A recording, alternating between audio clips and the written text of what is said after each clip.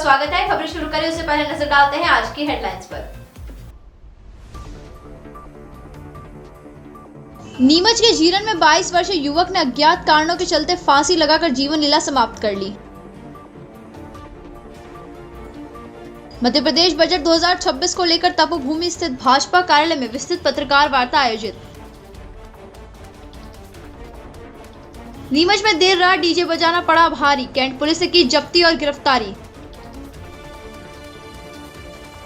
कांग्रेस नेता सत्तू पाटीदार अब गली छाप भाषा में उतर आए, कुत्ता कुतिया जैसे शब्दों ने उठाया राजनीतिक छवि पर सवाल। मालाहेड़ा में श्रीमद् भगवत कथा का आयोजन, पंडित भीमा शंकर शास्त्री ने भक्ति सेवा और अहंकार त्याग का दिया संदेश। इंदौर में एआई समिट विवाद पर बवाल, भाजयुमो कांग्रेस भिड़े, पत्थरबाजी में पुलिसकर्मी घायल। भोपाल एम्स में अब एआई बताएगा मरीजों को सही रास्ता, बिना भटके मरीज पहुंचेंगे अपनी मंजिल तक, एआई से होगी बड़ी मदद। नीमच जिले के जीरन क्षेत्र में शुक्रवार को एक 22 वर्षीय युवक ने अचानक फांसी लगाकर आत्महत्या कर ली, जिससे पूरे क्षेत्र में शोक का माहौल बन गया। परिजनों ने तत्काल उसे सामुदायिक स्वास्थ्य केंद्र पहुंचाया, लेकिन चिकित्सकों ने उसे मृत घोषित कर दिया। नीमच जिले के जीरन क्षेत्र में शुक्रवार को एक 22 वर्षीय युवक ने अज्ञात कारणों से फांसी लगाकर जीवन समाप्त कर लिया। मृतक की पहचान संजय अहिरवार पिता तुलसीराम के रूप में हुई है। घटना की जानकारी मिलने पर परिजन तत्काल डायल 112 के माध्यम से उसे सामुदायिक स्वास्थ्य केंद्र ले गए। प्राथमिक उपचार के बाद हालत गंभीर होने पर चिकित्सकों ने युवक को जिला अस्पताल नीमच रेफर कर दिया। जिला अस्पताल में परीक्षण के बाद चिकित्सकों ने उसे मृत घोषित कर दिया। पुलिस ने सूचना मिलने के बाद मर्ग कायम कर मामले की जांच शुरू कर दी है। फिलहाल आत्महत्या के पीछे के कारणों का पता नहीं चल सका है। मध्य प्रदेश बजट 2026 को लेकर तपोभूमि स्थित भाजपा कार्यालय में पत्रकार वार्ता आयोजित की गई। कार्यक्रम में जनप्रतिनिधियों ने बजट को प्रदेश के विकास, सिंचाई और आधारभूत संरचना के लिए महत्वपूर्ण बताया। मध्य प्रदेश बजट 2026 को लेकर आज भाजपा कार्यालय तपोभूमि पर भारतीय जनता पार्टी द्वारा पत्रकार वार्ता आयोजित की गई। कार्यक्रम को संबोधित करते हुए जावद विधायक ओम प्रकाश सकलेचा ने कहा कि इस बजट में प्रदेश के इंफ्रास्ट्रक्चर विकास के लिए विशेष प्रावधान किए गए हैं। उन्होंने बताया कि करीब 3,500 करोड़ रुपए की लागत वाले प्रेशराइज्ड पाइपलाइन सिंचाई प्रोजेक्ट के लिए तुरंत टेंडर प्रक्रिया शुरू कर दी गई है। इस परियोजना से पेयजल और सिंचाई का पानी हर खेत तक पहुंचाने का लक्ष्य रखा गया है, जिससे किसानों को सीधा लाभ मिलेगा। पत्रकार वार्ता में विधायक दिलीप सिंह परिहार, नगर पालिका अध्यक्ष स्वाति चोपड़ा, भाजपा जिला अध्यक्ष वंदना खंडेलवाल, हेमंत हरित और नीलेश पाटीदार भी उपस्थित रहे। नेताओं ने बजट को विकास उन्मुखी बताते हुए इस प्रदेश के लिए मील का पत्थर करार दिया। काफ़ी हद तक इंफ्रास्ट्रक्चर के स्ट्रेंथनिंग के लिए काफ़ी फंड मिला। अभी PWD की 18-20 सड़कें आई, इंफ्रास्ट्रक्चर के बहुत आए, और सबसे महत्वपूर्ण जो सबसे ज़रूरी था कि हमारा सिंचाई का प्रेशराइज पाइपलाइन का जो प्रोजेक्ट था, जो अकेले 3,500 करोड़ का, जो शायद बढ़ के 4,000 करोड़ रुपए का जाएगा, वो तुरंत इसका टेंडर निकलवाने की प्रक्रिया की। सर एक बात बताइए, जो रूटीन में बजट में जो भी मिला है पूरे प्रदेश को मिला, हटकर नीमच जिले की तीनों विधानसभा क्षेत्र को क्या मिला है? हटके सबसे पहले हमारा पेयजल और सिंचाई का पानी हर खेत तक पहुंचेगा। ये तो पिछली बार भी बात हुई थी। तो बात हुई थी, टाइम तो लगेगा। और क्या सौगातें मिली नीमच? और क्या नीमच को और क्या मिला? Medical college. मेडिकल कॉलेज तो पहले का है साहब, अभी काम मिला है। इस बजट की क्या बात कह रहे हैं सर? इस बजट में क्या मिला है? इस बजट में CM राइज स्कूल के हर विधानसभा में और कितने स्कूल हो रहा है? कम से कम 4-5। पहले का CM राइज एक अगर कोई डिस्प्यूट में अटका हुआ है तो अगले महीने ये चालू करने की बोल चुके हैं। इसके अलावा और क्या सौगातें नहीं मछली? पानी सबसे बड़ा विषय है। बाकी मेरे ख्याल है कुछ स्कूलों के भवन अपग्रेड हुए, कुछ फर्नीचर का अपग्रेडेशन आया है, कुछ कॉलेज में फंड आया है, कुछ टेक्नोलॉजी पे बात आई है, कुछ AI के माध्यम से कृषि पे बात आई है, कुछ आपके अन्य योजनाएं और भी बहुत सारी आ रही है। वो तो एक-एक विभाग पे जब चर्चा होगी। अभी तो मैंने SC/ST के लिए 80,000 करोड़ रुपया। टोटल कितना करोड़ आया नीमच के लिए, नीमच पूरे जिले के लिए?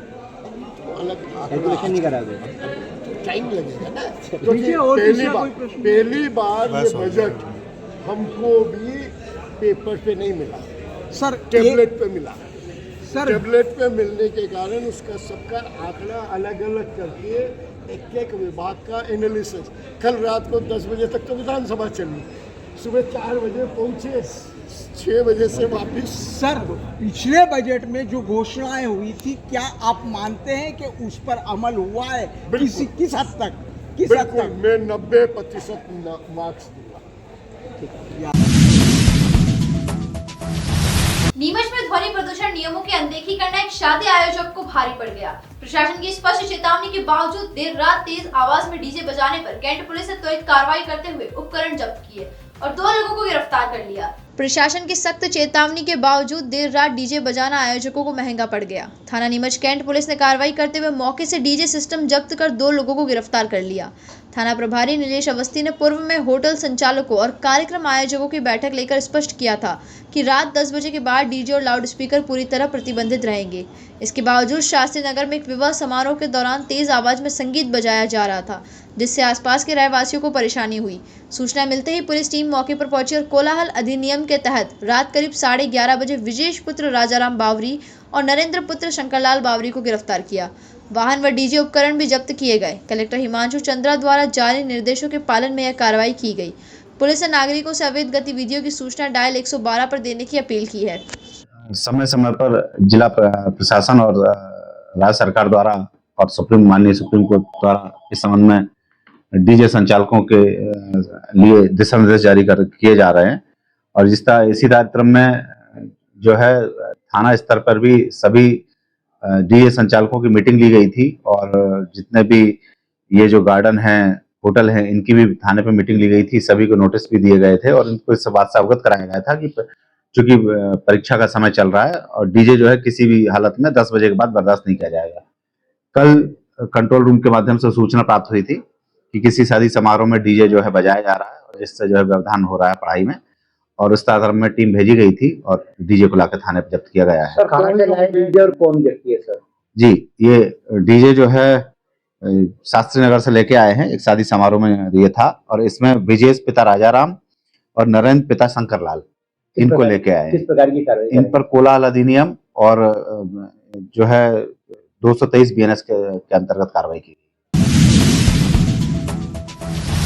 कुत्ता कुतिया सिर्फ जानवरों की नहीं, अब कांग्रेस के नेता सत्तू पाटीदार की जुबान में भी दिखने लगे हैं। इस नेता का व्हाट्सएप मैसेज अचानक चर्चा का विषय बन गया और लोग सवाल कर रहे हैं कि क्या राजनीति में सभ्यता की जगह अब गली छाप भाषा ले रही है। सालों से जावत विधानसभा से चुनाव लड़ने का ख्वाब देख रहे कांग्रेस नेता सत्यनारायण पाटीदार का एक व्हाट्सएप मैसेज बवाल खड़ा कर रहा है। इस मैसेज में उन्होंने जो शब्द इस्तेमाल किए उसे लेकर बहस छिड़ गई है। लोग कह रहे हैं कि सत्तू पाटीदार को क्या हो गया, वे अब कुत्ता कुतिया पर उतर आए हैं। अभी से ऐसे शब्दों का इस्तेमाल कर रहे हैं तो वे क्या चुनाव लड़ेंगे और क्या जीतेंगे। एक नेता को सदे हुए शब्दों में मैसेज करना चाहिए, लेकिन सत्तू पाटीदार गली छाप छूट भैया नेता की तरह शब्दों का इस्तेमाल कर मैसेज कर रहे हैं। उन्हें टिकट मिलेगा या नहीं, चुनाव लड़ेंगे या नहीं, यह दूर की बात है, लेकिन जो शब्द उन्होंने लिखे हैं उससे सत्तू पाटीदार की मानसिकता भी परखी जा सकती है। सत्तू पाटीदार ने अपने मोबाइल नंबर से जो व्हाट्सएप मैसेज में लिखा कि विधानसभा में चर्चा शुरू हो गई है। सत्तू पाटीदार लिखता है, जावद में कुत्ते बहुत हो गए हैं, पाले हुए कुत्ते ज़्यादा हो गए हैं, एक गांव से दूसरे गांव ये कुत्ते मिल जाते हैं और भागते ज़्यादा हैं, इनका इलाज ज़रूरी है। कलेक्टर महोदय से बात हो गई है, बाहर से आए कुत्ते और गांव के कुत्तों का इलाज कराना पड़ेगा। कुत्ते कुतियों के लिए सलाह चाहिए, इसलिए सलाहकार बनाना है। कुत्ते कुतियों का खुजली ज़्यादा हो रही है, इसलिए इलाज बहुत ज़रूरी है, इसलिए शासन से इलाज कराना ज़रूरी है। बीमारी की जड़ कहाँ है, इसलिए डॉक्टर से पता लगवा रहे हैं। इस तरह से कुत्ते कुतियों शब्दों का इस्तेमाल कर सत्तू पाटीदार किस पर निशाना साध रहे हैं और किसको कुत्ता कुतिया कह रहे हैं यह भी स्पष्ट नहीं है, लेकिन जो शब्द वे इस्तेमाल कर रहे हैं वे गांधीवादी नेता के नहीं हो सकते और न किसी सभ्य नागरिक के। अब सवाल उठता है कि सत्तू पाटीदार गली छाप छुट भैया नेता की जुबान क्यों बोल रहे हैं। क्या वे उनकी गुरु मीनाक्षी नटराजन के संस्कार भूल गए और इस तरह शब्दों पर उतर आए। मामला जो भी कुत्ता कुतिया जैसे शब्दों का इस्तेमाल कर सत्तू पाटीदार ने बताया कि वे कितने पढ़े लिखे हैं और कितनी समझ रखते हैं।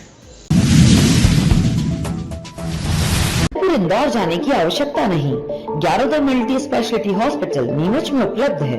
अंचल का एकमात्र अत्याधुनिक सब सुविधा युक्त 150 बेडेड हॉस्पिटल, जहां आपको 24 घंटे इमरजेंसी सुविधा उपलब्ध मिलेगी। साथ ही सभी बीमारियों का इलाज, जांचें तथा दवाइयां एक ही स्थान पर उपलब्ध है।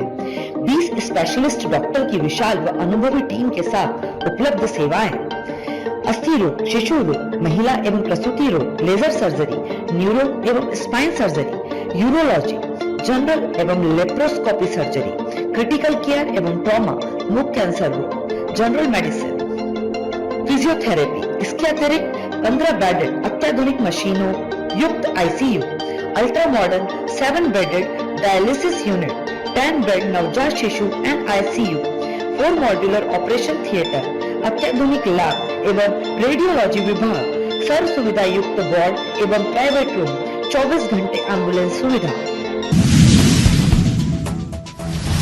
मालाहेड़ा में श्रीमद् भागवत कथा का चौथा दिन भक्ति भाव और ज्ञान से सराबोर रहा। कथावाचक पंडित भीमाशंकर शास्त्री ने अहंकार त्यागने, भक्ति और सेवा के महत्व पर जोर दिया और उपस्थित भक्तों को बच्चों में धर्म और नैतिकता के बीज बोने की प्रेरणा दी। गांव मालाहेड़ा में श्रीमद् भागवत कथा का आयोजन 4 दिन से चल रहा है। कथा के चौथे दिन कथावाचक पंडित भीमाशंकर शास्त्री ने उपस्थित भक्तों को भक्ति, सेवा और सदाचार का महत्व समझाया। उन्होंने कहा कि मन, वाणी और कर्म से प्रभु का स्मरण करना चाहिए और अहंकार का त्याग करना ही सच्ची साधना है। पंडित शास्त्री ने कहा कि सेवा ही सच्ची साधना और समाज सेवा के बिना भक्ति अधूरी रहती है। उन्होंने भक्तों से अपील की कि बच्चों में धर्म और नैतिकता का बीज बोए ताकि वे अपने सनातन धर्म को समझ सके और जीवन में उसे अपनाएं। कथा पंडाल हरे कृष्ण के जयकारों से गूंज उठा और भक्तजन कथा का आनंद लेते हुए नित्य भजन, सत्संग और दान को अपने जीवन का हिस्सा बनाने का संकल्प लिया। इस अवसर पर पार्षद प्रतिनिधि और भाजपा नेता लालचंद राठौर, दिनेश राठौर भी पहुंचे और कथावाचक से आशीर्वाद प्राप्त किया।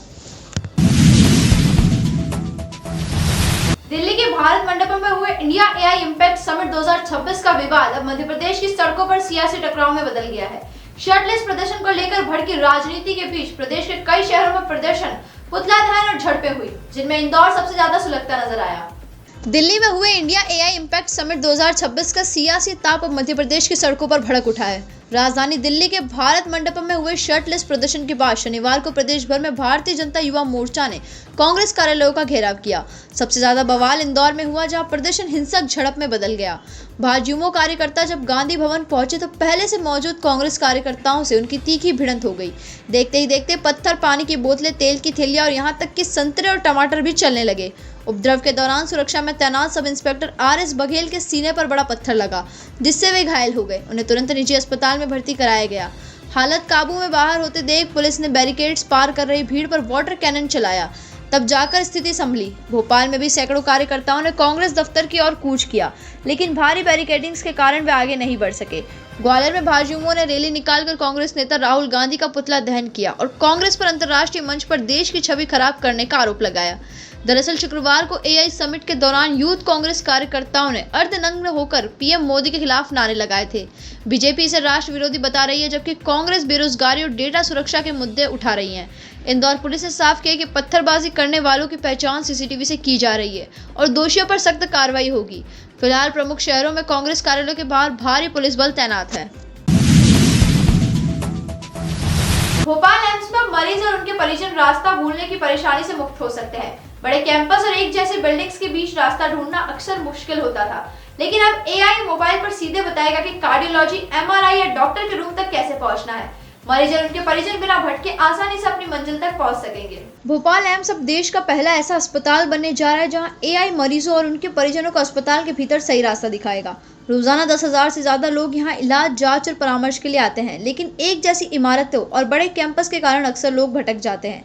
अब मरीज मोबाइल ऐप या परिसर में लगे क्यूआर कोड स्कैन करके सीधे कार्डियोलॉजी, एमआरआई, पैथोलॉजी, ओपीडी या डॉक्टर के कक्ष तक पहुंच सकेंगे। डिप्टी डायरेक्टर संदेश जैन के अनुसार यह गूगल मैप की तरह काम करेगा और मरीजों को कदम कदम पर सही दिशा दिखाएगा। एम्स ने आईआईटी इंदौर और भोपाल के स्टार्टअप के साथ मिलकर यह स्मार्ट नेविगेशन सिस्टम बनाया है।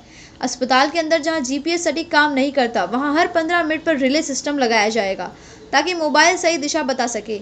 यह सिस्टम का 1 माह पायलट चलाया जाएगा। अगर सफल रहा तो पूरे परिसर में इसे लागू किया जाएगा। इससे मरीजों का समय बचेगा, भीड़ कम होगी और स्टाफ का रास्ता बताने का बोझ भी घटेगा। तो यह थी आज दिन भर की खबरें। चलते चलते फिर नजर डालते हैं आज की हेडलाइंस पर।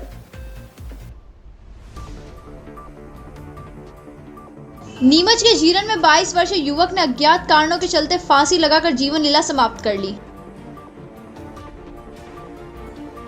मध्य प्रदेश बजट 2026 को लेकर तपोभूमि स्थित भाजपा कार्यालय में विस्तृत पत्रकार वार्ता आयोजित।